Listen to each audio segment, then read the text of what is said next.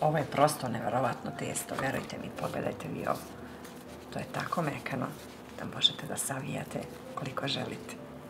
Predobre su. Ovo je nešto što stvarno svi volimo u kući, pogotovo deca. Tako da vam ja predlažem da napravite po mom receptu, bit ćete stvarno više nego zadovoljni.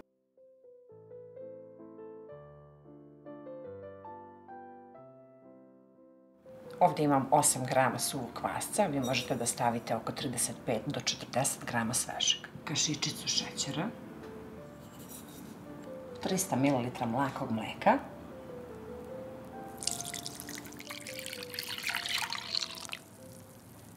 stavit ću kašiku 2 brašna i čekam kvasac 5 minuta.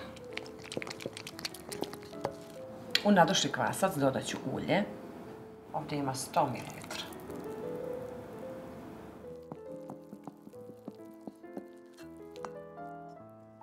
Dodat ću brašno i jednu punu kašičicu soli.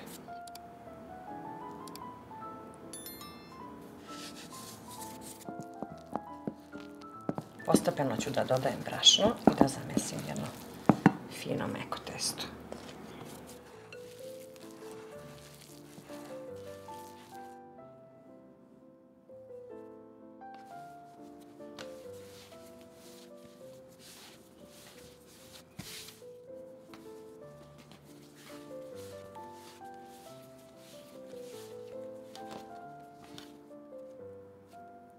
Ja volim da testo ostavim ovako mekše, pokriću ovom činijom ili krpom da naraste pa ćemo da premesimo.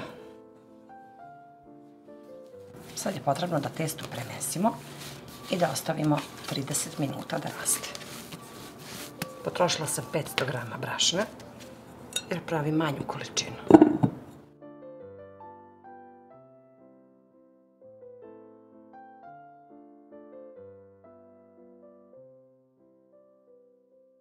Evo testo kako je fino, puno balončića. Sad ću malo ulja da stavim preko stola.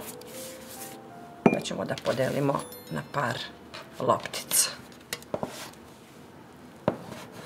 I ja volim ovako tanko, negdje otprilike oko 80 grama, najviše 100 grama.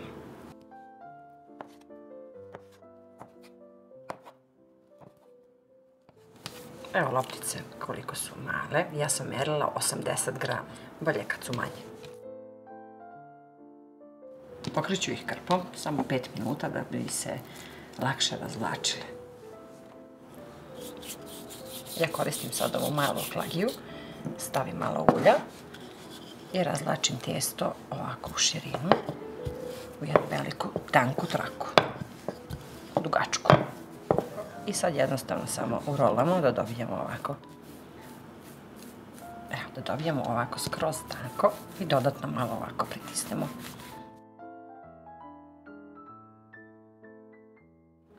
Razvučete tanko onoliko koliko vam je tepsija ili pleh velika.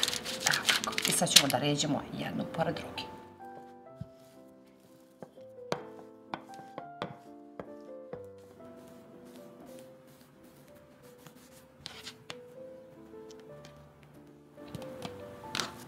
Malo dodatno razvučemo ovako rukama i složimo u pleh.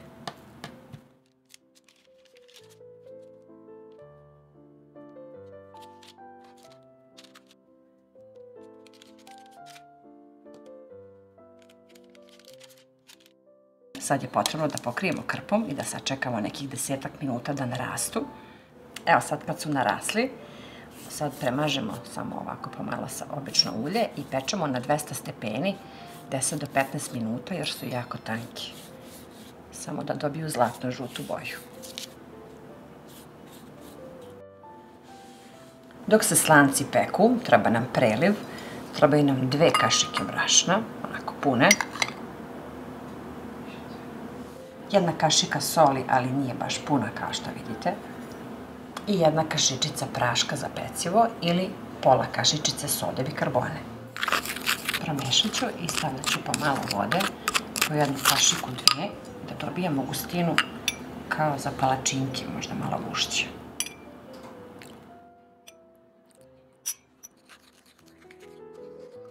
I umutite da nema grudice. stavila sam do sad 5 punih kašika vode. Evo sad mogu da vam pokažem i kako to izgleda. Znači bitno je da pada sa kašike i malo je gušće nego palačinke, kao neki jogurt, malo gušći. Evo sad kad su pečeni, ja volim ovako da imaju ovu svetlo žutu boju. Sad uzimamo preliv i kašičicom ovako idemo preko. Kad premažemo sa ovim belim prelivom, vraćamo samo na 3-4 minuta i to je to. Evo sad su pečeni, sad ih blago premažemo sa malo ulja i ostavimo da se prohladi. I onda ručkamo stvarno predivno mirišu, to je jako fino pecivo, to svi volimo. To je tako mekano i fino, pogledajte vi tu lepotu, koliko su oni narasli, pravi slanci, oni pekarski.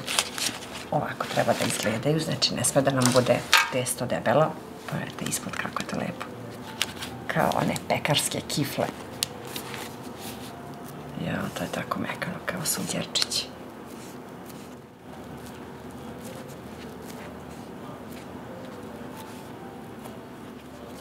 Ovo je prosto neverovatno testo, verujte mi, pogledajte vi ovo. To je tako mekano da možete da savijate koliko želite. Predobre su. Ovo je nešto što stvarno svi volimo u kući, pogotovo deca. Tako da vam ja predlažem da napravite po mom receptu, bit ćete stvarno više nego zadovoljni. Evo sad ćemo da slovimo.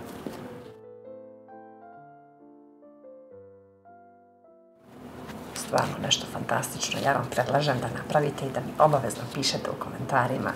Verujte mi, to je nešto neverovatno mekano, lisnato, jer sam tako sklapala, tako da ovo su najljepši slanci koje ja pravim svoje porodici.